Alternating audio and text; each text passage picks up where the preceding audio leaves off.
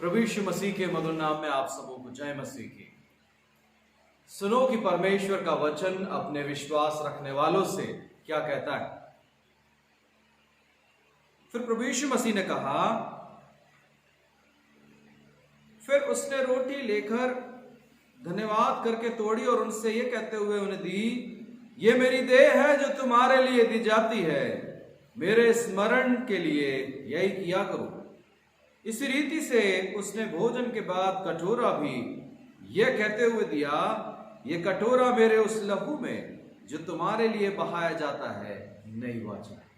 प्रभु अपने इस पवित्र सुसमाचार के पढ़े और सुने जाने पर हम सबों को बहुतायत के साथ आशीष दे और हमें रूहानी ताकत अता फरमाए, यीशु मसीह के नाम में आमीन आमीन। मसीह यीशु मसीजो, पवित्र गुरुवार की इस आराधना में मैं आप सबों का तहे दिल से इस्तकबाल करता हूँ, आप सबों का स्वागत करता हूँ। आइए हम आराधना के क्रम में बढ़ेंगे और हम गीत गाएंगे और गीत गाकर के परमेश्वर की महिमा करेंगे। मैं आप सबों से गुजारिश करना चाहूँगा कि हम सब मिलकर गीत में शामिल हो।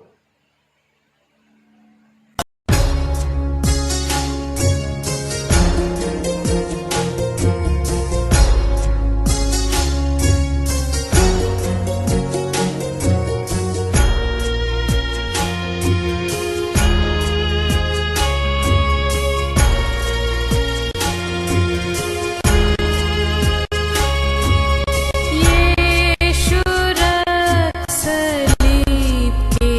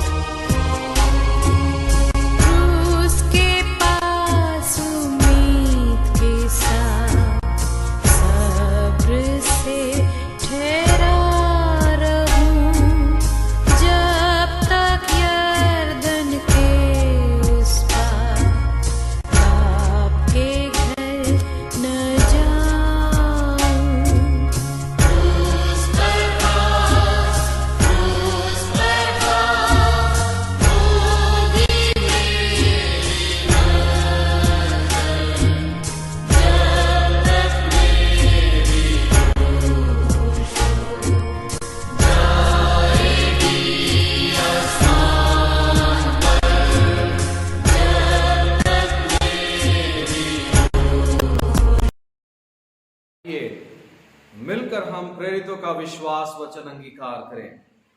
मैं विश्वास करता हूं सर्वशक्तिमान परमेश्वर पिता पर, जो स्वर्ग और पृथ्वी का सृजनहार है, और उसके इकलौते पुत्र हमारे प्रभु यीशु मसीह पर, जो पवित्र आत्मा से देहधारी होकर मरियम नाम कुआरी से उत्पन्न हुआ, पुन्तियुस पिलातुस के राज में दुख उठाया, क्रूस पर चढ़ाया गया, मर गया और गाड़ा गया, तीसरे दिन मृतकों में से जी उठा, वो स्वर्ग पर चढ़ गया और सर्वशक्तिमान ईश्वर पिता के दाहिने हाथ जब जहां से वो जीवित हो और मृतकों का न्याय करने को फिर आवेगा। मैं विश्वास करता हूं पवित्र आत्मा पर, प्रचलित पवित्र कलीसिया पर, पवित्र लोगों की संगति, पापों की क्षमा, देह के जी उठने और अनंत जीवन पर। आमीन। आइए मसीह यीशु मजीजो, हम प्रार्थना में शामिल होंगे।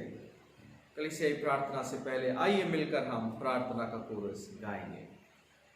प्रार्थना के सुनने वाले प्रभु, प्रार्थना की चाहत हमें तू भर, प्रार्थना में सदा ठहरे रहे, प्रार्थना का गौरव पाते रहे, प्रार्थना है जीवन, प्रार्थना ही जय, जीने के लिए नियम ये है, प्रार्थना ही जीवन, प्रार्थना ही जय, प्रार्थना के लिए नियम ये है। धन्यवाद धन्यवाद धन्यवाद धन्यवाद धन्यवाद प्रभु परमेश्वर, सारी आशीषों के लिए धन्यवाद प्रभु परमेश्वर, हमें जीवित रखने के लिए धन्यवाद प्रभु परमेश्वर, ये मौका देने के लिए धन्यवाद प्रभु परमेश्वर कि हम तेरी पवित्र इस पुण्य गुरुवार की इबादत में शामिल होने पाते हैं। हम धन्यवाद करते प्रभु तेरे अद्भुत अनुग्रह के लिए, हम धन्यवाद करते प्रभु परमेश्वर उस फसह के मेमने के लिए जो हमारे पापों के खातिर, हमारे गुनाहों के खातिर कुर्बान हुआ। धन्यवाद के साथ प्रभु जी, और बड़े खुशी के साथ अपने सारे पापों को, सारे अपराधों को मान लेते हैं। प्रभु परमेश्वर, हमने इतने गुनाह किए, इतने पाप किए जो तेरी नजरों में उचित ना थे प्रभु, उन सबको हम कबूलते हैं और क्षमा मांगते हैं। वो प्रार्थना करते प्रभु हमारे जीवन को अपनी खिदमत में इस्तेमाल कर। पिता परमेश्वर, तेरा वचन कहता है जब तुम दुखी हो तो प्रार्थना करो। प्रभु परमेश्वर, हम उन हर एक दुखी लोगों को आज की शाम स्मरण करते हैं जो दुखी हैं, जो परेशान हैं, अपनी जिंदगियों में उलझे हुए हैं। प्रभु परमेश्वर, नाना प्रकार की समस्याओं से घिरे हुए हैं, बीमारियों से घिरे हुए हैं, तकलीफों में हैं, कोविड संक्रमित हैं। प्रभु उन सब को हम तेरे पवित्र सामर्थ्य हाथों में सौंप और प्रार्थना करते मसीह यीशु के नाम से वो सब के सब, उन हर एक का दुख प्रभु यीशु मसीह के नाम से सुख में बदलने पाए। पिता परमेश्वर, धन्यवाद धन्यवाद प्रभु, धन्यवाद कि तू प्रार्थनाओं को सुनकर कोई भी प्रार्थना अनसुनी नहीं करता। उन हर एक जिंदगियों के लिए धन्यवाद करते जिनकी जिंदगियों में तूने आशीषें उंडेली और उन्होंने प्रभु तुझसे प्रतिफल पाया। उन सब के लिए धन्यवाद करते और प्रार्थना करते उन सबों को प्रभु अपनी खिदमत में इस्तेमाल करें। प्रार्थना करते प्रभु आज की शाम जो सच्चे विश्वासी हृदय के साथ तेरे सामने उपस्थित होने पाए इस ऑनलाइन प्रार्थना सभा के जरिए, प्रभु उन सबको हम तेरे जोरावर हाथों में सौंपते और प्रार्थना करते आज की ये शाम हर एक की जिंदगी के लिए आशीषित शाम होने पाए। जिस पवित्र संस्कार को प्रभु आज हम प्रतीकात्मक रूप से समझते हैं, प्रभु प्रार्थना करते मसीह यीशु के नाम से, प्रभु तेरी देह हर एक के जीवन में आशीष का कारण हो। प्रभु तेरे सलीब से बहाया हुआ लहू हर एक की जिंदगियों को बदल दे। आज हम समर्पण कर सकें, सच्चे पश्चातापी मन से समर्पण कर सके प्रभु कि हम तेरे हैं, हम तेरे नजदीक हैं, हम तेरे चरणों में बने हुए हैं। बड़े विश्वास हृदय के साथ आज की शाम दुनिया के हर एक कोने में जहां प्रभु तेरी इबादत संचालित होती है, जिस भी मार्फत से संचालित होती है प्रभु, इस इबादत के जरिए हर एक इबादत करने वाले को तू आशीष, जिन्होंने अपने जिंदगियों के विचारों को प्रभु तेरी सेवा के लिए बदल लिया है, अपने स्वभाव को बदल लिया है, अपने अपने मॉरल्स को प्रभु तेरी सेवा के लिए बदल लिया है। प्रभु प्रार्थना करते हो हर एक के जीवन पर आशीष मिले। पिता आज की शाम अपनी शारीरिक दुर्बलताओं के साथ तेरे पास आते हैं। हम जैसे हैं वैसे ही प्रभु तेरे पास आते हैं, हमें स्वीकार करें धन्यवाद के साथ और बड़े विश्वास हृदय के साथ। प्रभु यीशु मसीह के नाम में इस दुआ को मांगते हैं जिसने ऐसी दुआ कहना सिखाया। हे हमारे पिता, तू जो स्वर्ग में है, तेरा नाम पवित्र माना जाए, तेरा राज आवे, जैसे तेरी इच्छा स्वर्ग में पूरी होती वैसे पृथ्वी पर भी हो। हमारे दिन भर की रोटी आज में दे, और जैसे हमने अपने अपराधियों को क्षमा किया वैसे हमारे अपराधों को क्षमा, परीक्षा में न परंतु बुराई से बचा, क्योंकि राज, पराक्रम और महिमा अब सदा तेरी है। आमीन।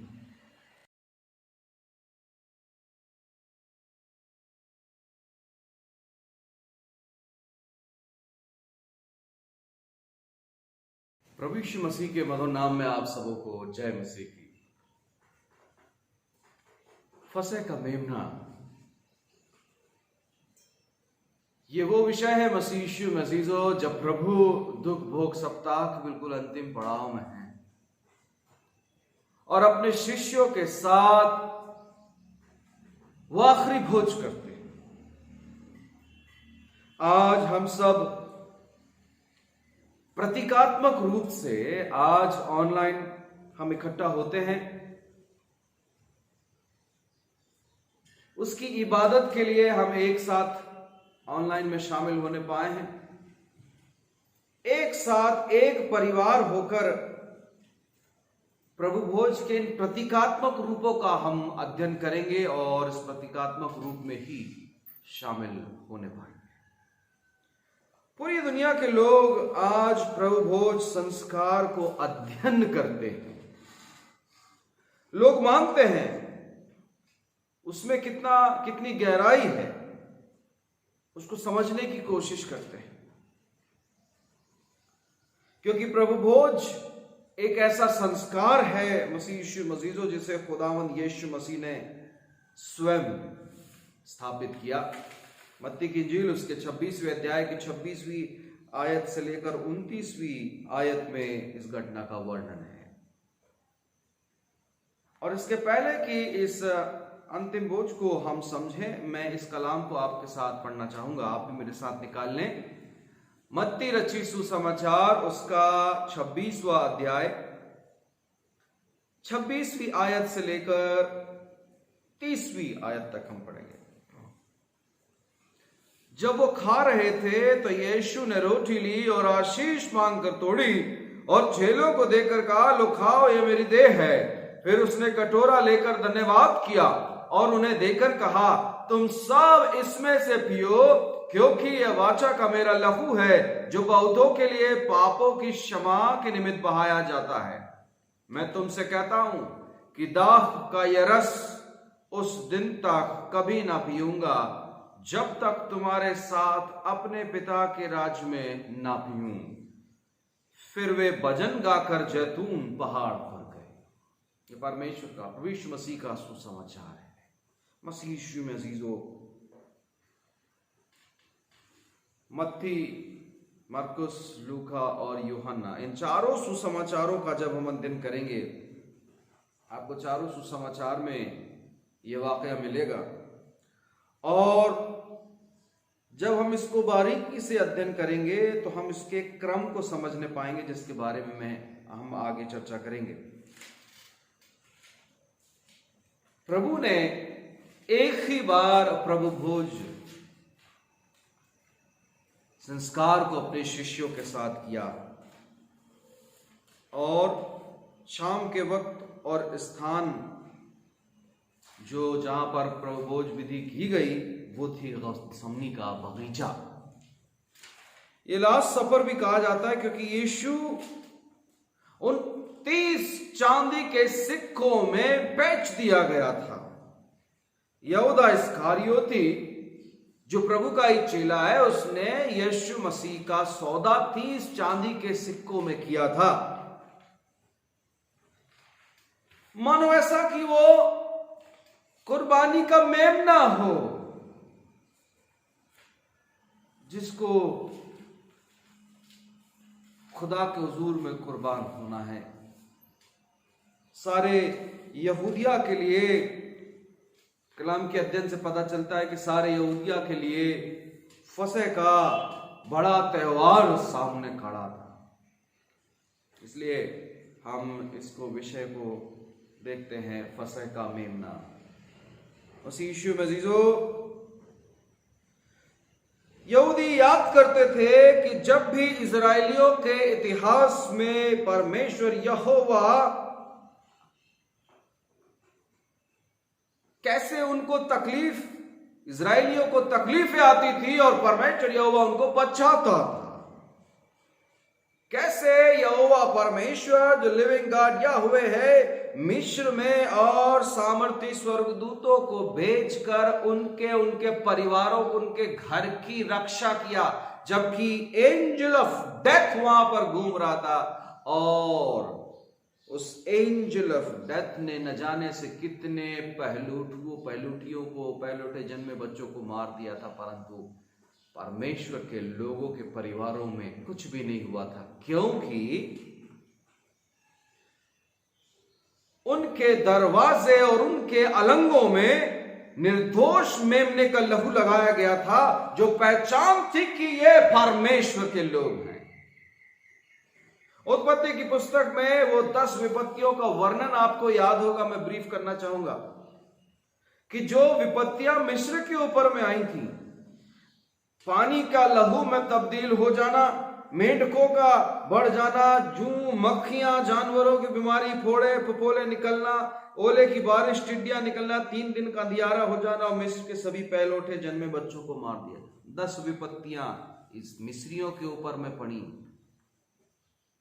मसीजो, इस कोविड-19 सिचुएशन के दौरान, कोरोना संक्रमण फैलने के दौरान, हमारे से कितने परिवार जो कोविड इन्फेक्टेड हुए हैं, हॉस्पिटलाइज्ड हुए, गंभीर अवस्था में हॉस्पिटलाइज्ड हुए और स्थितियां नाजुक हुई और हमने मौतों को भी देखा है। मेरे प्यारे अजीजों, परिस्थितियां क्या खाक बदली हैं। आज भी वही परिस्थितियां हैं, आज भी परिस्थितियां वही निर्मित हैं, परंतु परमेश्वर अपने पवित्र लहू से, निर्दोष मेमने के लहू से हमें बचाने का प्रयास कर रहा है। बहरहाल वो सारी विपत्तियां और उन सब से कैसे परमेश्वर ने उन्हें बचाया, इजरायली याद कर रहे थे और ये सारी बातें याद की जाती थी। और उस अंतिम भोज में जिसमें प्रभु यीशु मसीह हैं,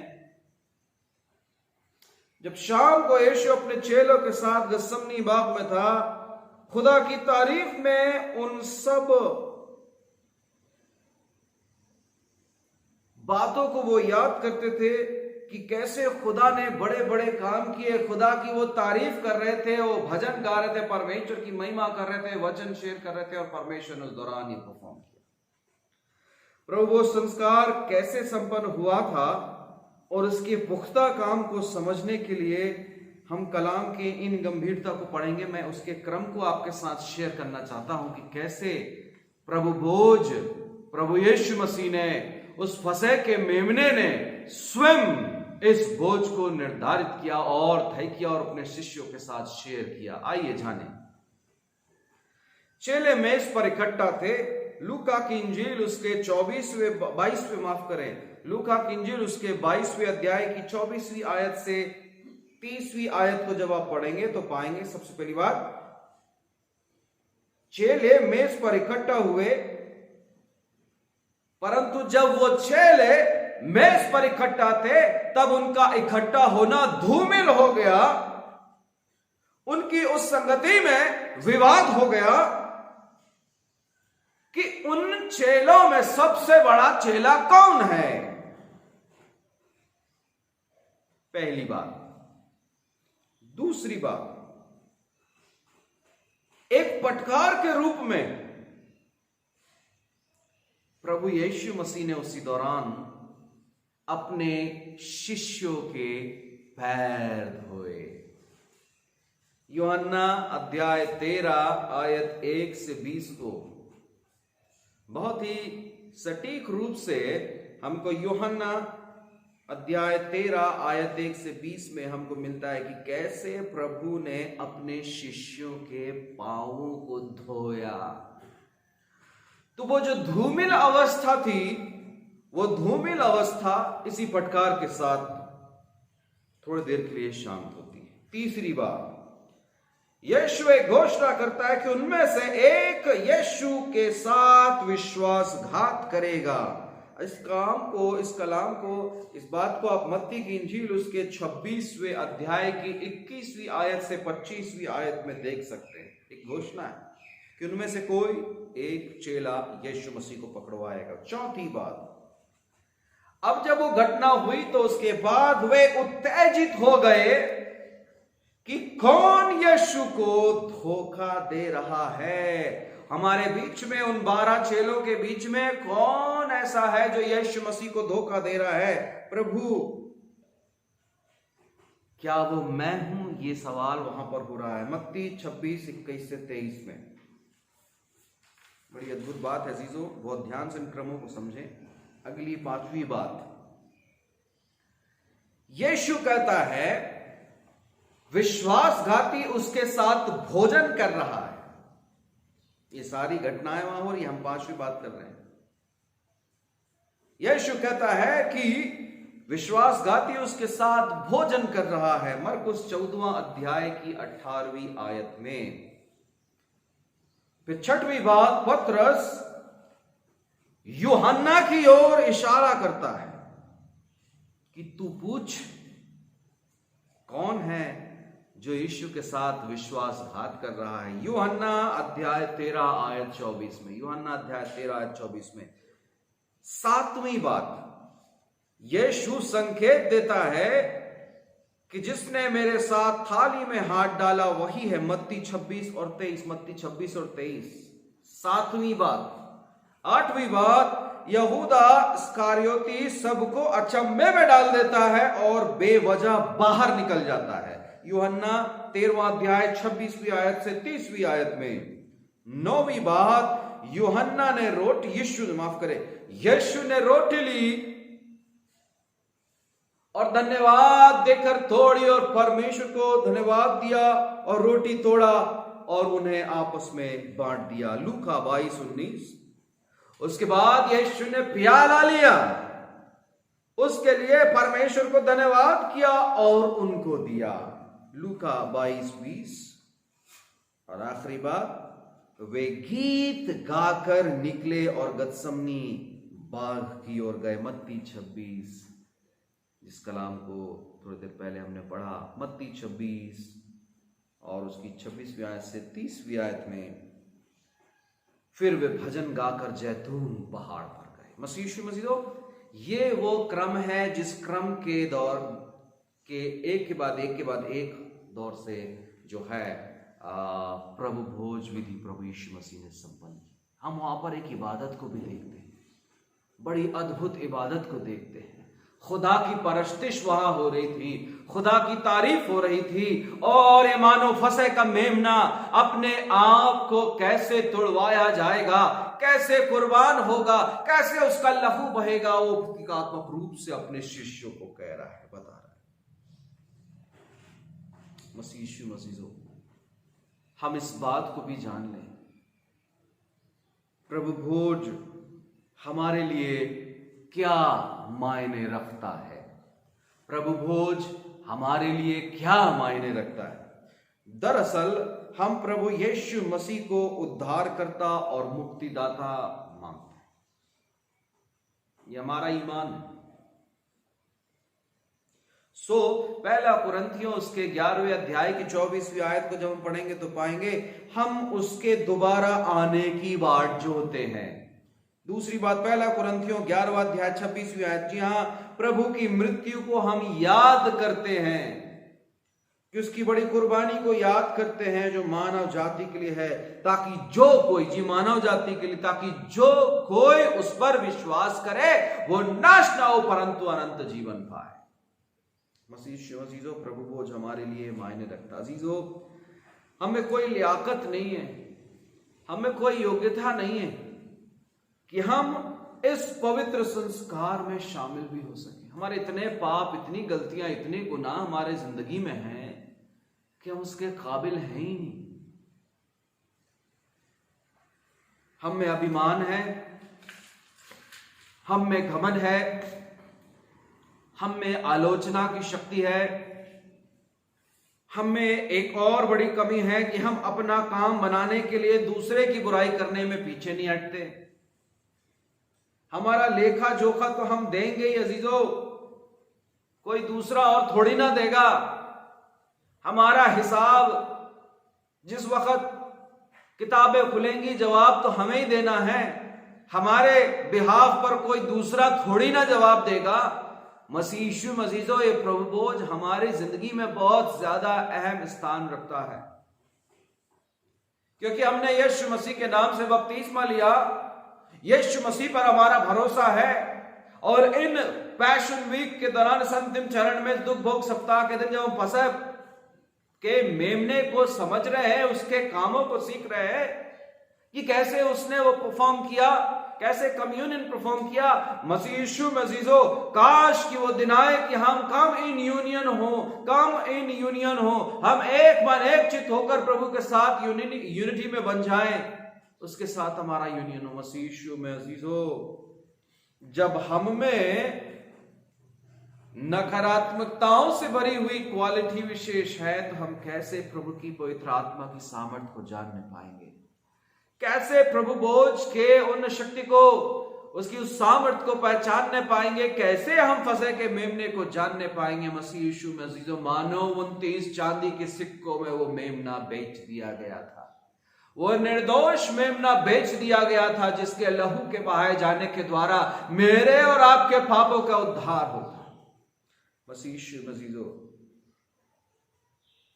ये उस खुदा का अद्भुत फजल है, उसका अद्भुत अनुग्रह है, क्योंकि वो हमें अपना परिवार मानता है। हम उसके परिवार में पैदा हुए, उसने हमें माना, उसने हमसे पहले संबंध बनाया। God man relationship, God human relationship. जब हम अपनी अयोग्यता के साथ प्रभु के पास आते हैं, पश्चाताप के साथ आते हैं, तब दरअसल हम उसकी संतान बनने के काबिल बनने लगते हैं। हम पेशेंस के साथ उसके पास जब आते हैं, अपना धीरज संजो के, धीरज के साथ, धैर्य के साथ जब प्रभु के पास आते हैं, तो वो हमें शक्ति देता है। उसकी शक्ति का अंदाजा जब हम निर्बल होंगे, तब उसकी शक्ति का अंदाजा होता। मसीह यीशु अजीजों, वो हमें बुलाता है और हम इस संगति के आनंद से भर जाते हैं। मसीह यीशु अजीजों, उसका कलाम कहता है यूहन्ना 16:20 में, तुम्हारा दुख, यूहन्ना 16:20, तुम्हारा दुख आनंद में बदल जाए। हालेलुया। मसीह यीशु अजीजों, प्रभु पर विश्वास रखें। अब इस क्रम में जब हम दुख भोग सप्ताह के अंतिम पड़ाव में हैं, फसह का मेमना अब कुर्बान होने जा रहा है। मसीह यीशु अजीजों, वक्त की इस गंभीरता को हम समझने का प्रयास करें। आइए प्रभु के और नजदीक आइए अपने जीवन को प्रभु के और नजदीक लाइए, ताकि हम मन से प्रभु के चरणों में बने रहें। आइए मिलकर प्रार्थना में शामिल होंगे। हालेलुया। धन्यवाद प्रभु, धन्यवाद प्रभु, धन्यवाद। सर्वशक्तिमान प्रभु परमेश्वर, धन्यवाद के साथ आज की शाम प्रभु हम तेरे पवित्र चरणों के पास आते हैं, हृदय की गहराई से धन्यवाद देते प्रभु कि तूने हम सबों को संभाल रखा है। प्रभु परमेश्वर, इन सारे अजीजों के लिए जो अपने घरों पर रह करके प्रभु परमेश्वर आज की शाम दुग्भोज सप्ताह के अंतिम पड़ाव पर पहुंचने पाए, हम हृदय से धन्यवाद करते हो, प्रार्थना करते प्रभु हर एक के ऊपर में तेरा फजल रहे। यीशु मसीह का लहू हर एक के घरों के हर एक के अलंगों पर लगे प्रभु, ताकि सब के सब घरों में सुरक्षित रह सके। उनके बाहर आने जाने में प्रभु तो उनका रहबर होना और सुरक्षा देना, और इस कठिन समय में प्रभु परमेश्वर हम जय को हासिल करें, परिस्थिति का सामना कर सके और प्रभु उन परिस्थितियों में जी सके, ताकि हम तेरी खिदमतगारी को अंजाम देते रहें। शुक्रगुजारी के साथ खुदावन यीशु मसीह के मुबारक नाम में इस दुआ को मांगते हैं, आमीन।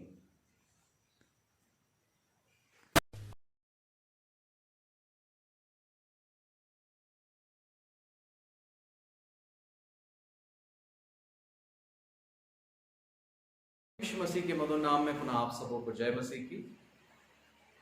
बड़े हर्ष के साथ मसीह यीशु में अजीजों, मैं आप सबों को धन्यवाद देना चाहता हूं जो आज की सुबह दिए हुए स्लॉट के मुताबिक प्रभु भवन में आने पाए और प्रभु भोज की संस्कार में वे शामिल होने पाए।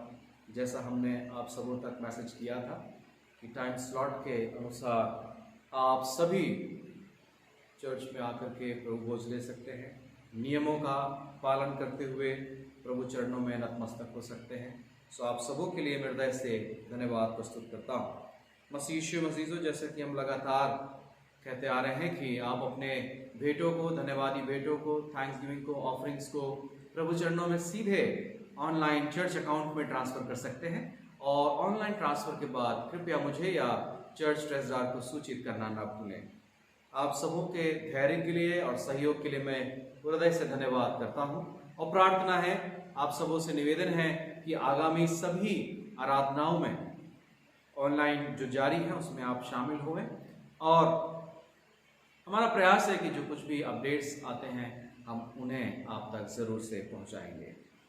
शुभ शुक्रवार की आराधना दोपहर 12 बजे से ऑनलाइन होगी।